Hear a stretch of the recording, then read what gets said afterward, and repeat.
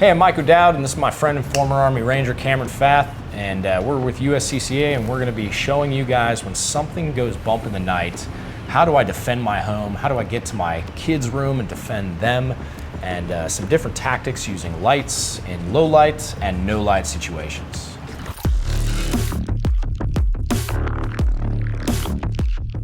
All right, so some of the things we want to bring up are flashlights. This includes the type of flashlight, like is it a push button, is it gun mounted, is it a lever, or is it just handheld?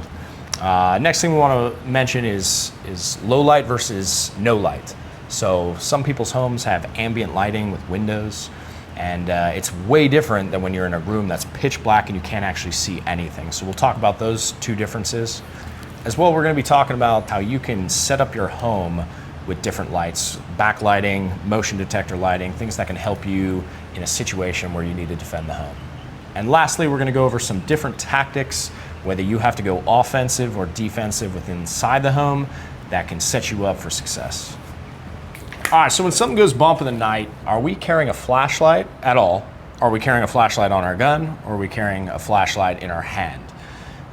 Cameron, you want to talk us through some of the different light options? Sure, absolutely. You know, there's a lot of different choices when it comes to light selection. We can either go, like what you said, a weapon-mounted flashlight for your pistol or your home defense shotgun, AR, whatever you're using to defend your home, or you can do simple as a handheld, right? These handhelds have come a long way. You're probably, if you've seen any cop movie ever, you've seen those big, they're just really, like those mag light flashlights, or they've condensed down to this side and even smaller. So it's primarily up to you to decide what you want and what's available to you as far as your resources. Because at the end of the day, flashlights are expensive, so don't go out spending a bunch of money. But if you can, I recommend, having both. So there's benefits to each, there's cons to each, and you just kind of have to weigh out your situation and really drill in your mind, what's the intention behind this? Are there certain brands that you go to or you're more attracted to? Yeah, absolutely. So there's a lot of flashlights out there. I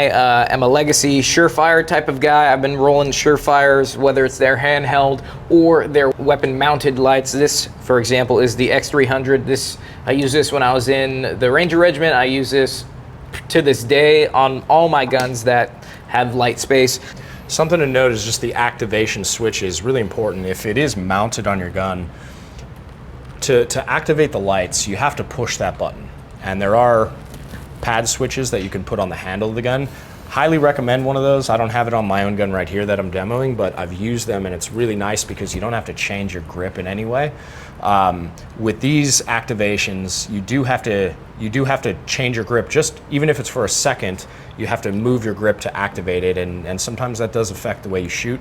We see at classes, when we do night classes, a lot of times people shoot differently when they have lights in their hands or on these switches, so it's definitely important that you train it no matter what you do to your gun. Okay, so now that we've made our decision, right, on what gear we're going to use, that's made weeks before we do anything. Something goes bump in the night. Cameron wakes up and he grabs his weapon and his light. So he starts to clear. Now, as he clears, he starts pushing out to his kid's bedroom. He's going fast. He's not slowly clearing, because this is essentially like a hostage rescue type of tactic, or more of a dynamic high-speed clearance, because he has to make sure his kids are safe. So he's going quarter speed, but you guys can watch, he's not stopping to clear. He pushes through and he's walking down the hallway to his kid's bedroom, and he goes straight into the room. He clears the room, making sure he has full accountability of all the people in his house. So he knows and his loved ones are in the bedroom, and now he's gonna stronghold the hallway.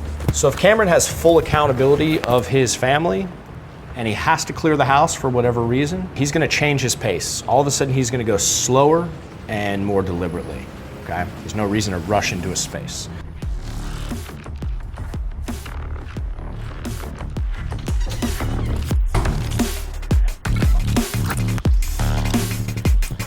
One more consideration we want to mention is the lighting of your house. How can you, with or without a weapon, how can you set up the lighting in your house to keep your family safe, or to assist you in a situation where, it's an emergency, you have somebody in your home, or you need to get to the kids quickly? One way I use is the lighting around the exterior of my home. So when I'm sleeping, I keep the exterior of the home lights on and I keep the interior lights off. What that does, it puts a natural barrier where anyone who comes within 20 to 30 feet of the house is already lit up. I can see them, they can't see me. And it forces them to come all the way up to the window and actually look inside if they want to get information. Interior, how can you set up the lights inside your home? Well, they make these little lights, you can buy them on Amazon. It's not a particular brand, it's just any light. Lights that plug into the outlets on the floor. Some are motion tripped and some are just permanently on whenever it gets dark. I put these all over my house, specifically in points where I want to backlight versus light up the room. So what I don't want to do is I don't want to backlight myself. So I don't want one of these lights in my bedroom. I don't want one of these lights in my kids' room or in the hallway where they're gonna see me coming out. Where I wanna put these lights is maybe in the living room, by the doors. So the moment somebody comes into the house, as they walk past that threshold, they're being lit up from behind, which means they can't see me, but I can see them. Cameron, you have anything closing out on this? Sure, absolutely. So, we're providing you these methods, but this isn't the only way to do it, correct? Like anything, whether it's just getting familiar with your firearm during daylight, heading to the flat range, and just learning where to put the bullets, right? Find that training, get good with your firearm, and some sort of light source, and it's just going to benefit you. So whether you have a flashlight on your gun, whether you have a light in your hand, or you have ambient lighting around your house, it's really important to understand how lighting can be used to your advantage to defend yourself and your family. If you like what you saw, make sure you go ahead and like and subscribe. We have a lot more coming on this kind of topics. And then in the comment section, give us any questions you might have. Especially, we'd love to hear what you guys run. Like, what kind of lights are you using? Which type of carry? Is it handheld or is it on your gun?